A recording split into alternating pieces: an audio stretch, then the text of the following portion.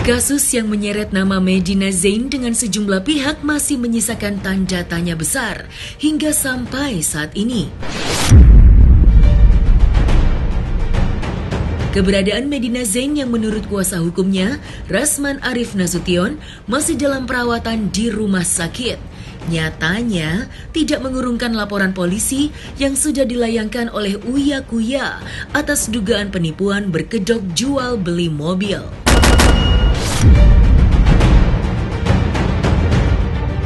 Dan menanggapi permasalahan tersebut, Rasman pun meminta kepada pihak-pihak yang berselisih dengan Medina untuk sabar menunggu hingga Medina sembuh dari penyakitnya. Rasman juga mengisyaratkan jika dalam waktu dekat ini dirinya akan menghadirkan Medina Zain jika sudah benar dinyatakan sembuh guna untuk menyelesaikan segala permasalahan hukumnya. Lantas, seperti apakah kabar dari kesehatan Medina Zain itu sendiri? Dan benarkah Medina Zain menyimpan uang yang dipermasalahkan oleh sejumlah pihak terkait dugaan penipuan yang disangkakan oleh pihak-pihak tertentu?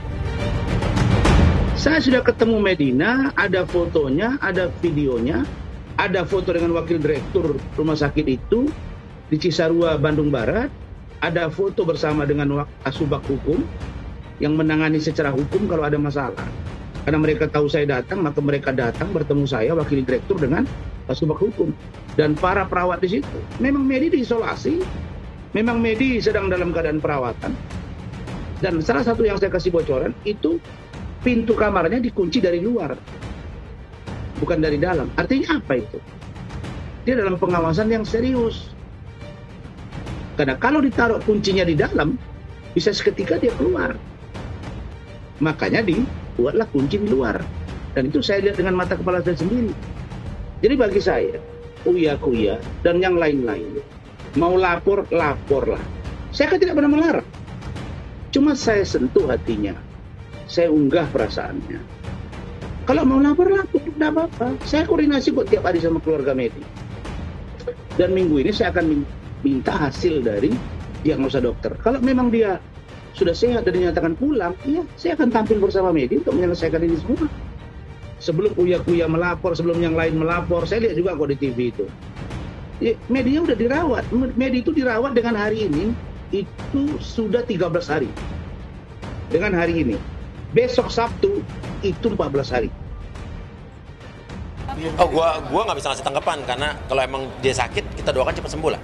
Cepat sembuh agar yang bersangkutan bisa segera sembuh dan menyelesaikan tanggung jawabnya di mata hukum dan juga menyelesaikan urusan-urusannya dengan orang-orang lain yang masih berurusan sama dia. Iya betul ya, ada laporannya di Polda Metro Jaya terkait hal ini ya, kaitannya dengan penipuan.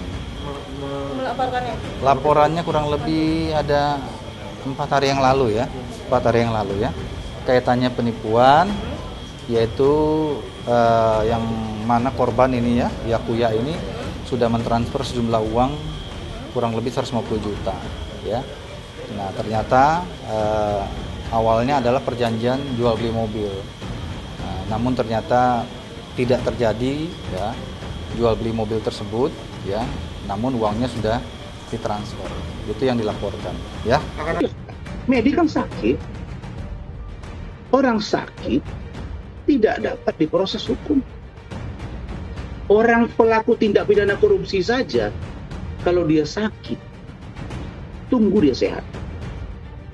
Orang yang sedang menjalani hukuman terpidana, kalau dia sakit itu dibantarkan, kirim ke rumah sakit. Dan ini sakit serius, yaitu sakit bipolar. Kalau memang nanti dia sudah sehat dan kemudian ada dananya untuk pengembalian, ya kita kembalikan. Kalau yang korban-korban ini masih mau dikembalikan. Kalau tidak, ya kita tunggu proses hukum. Nanti kita hadapi. Waduh, itu Medina sudah bilang ke saya berkali-kali.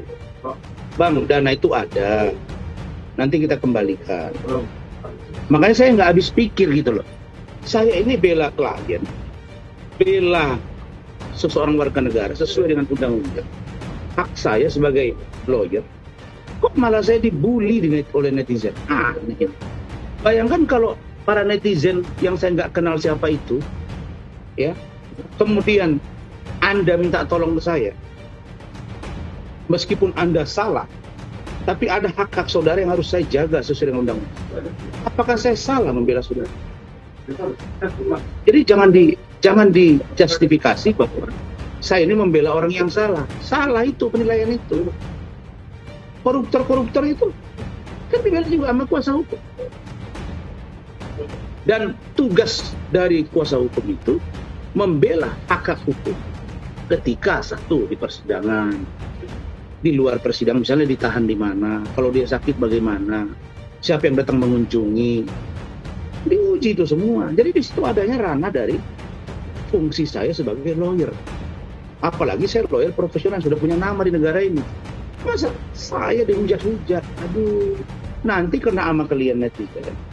Kalian minta tolong, baru kalian tahu bahwa situasi itu bisa pada waktunya kamu akan pahit menghadapinya. Jadi kehadiran lawyer, kehadiran jaksa, kehadiran polisi, kehadiran KPK, dan hakim atau pengadilan itu sudah diatur dalam sebuah negara demokratis. Di saat Medina yang kini sedang menjalani perawatan penyakit bipolar yang dideritanya, muncul nama Raffi Ahmad yang ikut terseret ke dalam pusaran konflik bersama Uya Kuya dan Dennis Karista. Sebelumnya, nama Raffi heboh usai Medina diduga melakukan penipuan dengan menggunakan dokumen Raffi berupa KTP untuk kepentingan pribadinya.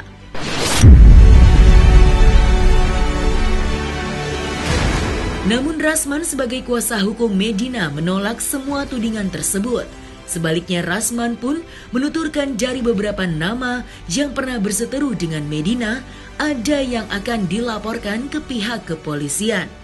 Lantas, seperti apakah Rasman menanggapi pemberitaan miring yang berkembang terkait dengan Medina Zain? Dan benarkah Rasman sudah memiliki bukti baru terkait permasalahan hukum yang menjerat kliennya tersebut? Nah, begini, Raffi itu ada satu rencana program. Dia jadi brand ambassador di salah satu perusahaan dan event. Itu klien tetap saya, yang owner dari PT itu. Inisialnya I dan H. Oke? Tapi ya, Raffi juga ada video yang bisa saya rangkai itu sebagai sebuah bukti bahwa uang itu masuk ke pihak Raffi. Saya nggak katakan rekening Raffi, pihak Raffi, manajemen kah atau finance ya. Dan Raffi ada video itu. Dan Raffi ada chattingan-chattingan bahwa itu memang ada gambaran peristiwa bahwa uang itu dia ketahui. Lalu kemudian dia tidak berkenan dikembalikan uang itu ke rekening Medi.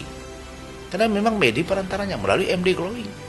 Nah, kalau uang sudah kembali ke rekening, lalu kemudian pihak PT yang saya tangani ini tidak komplain, menunggu ada perjanjian selesai dengan Medi.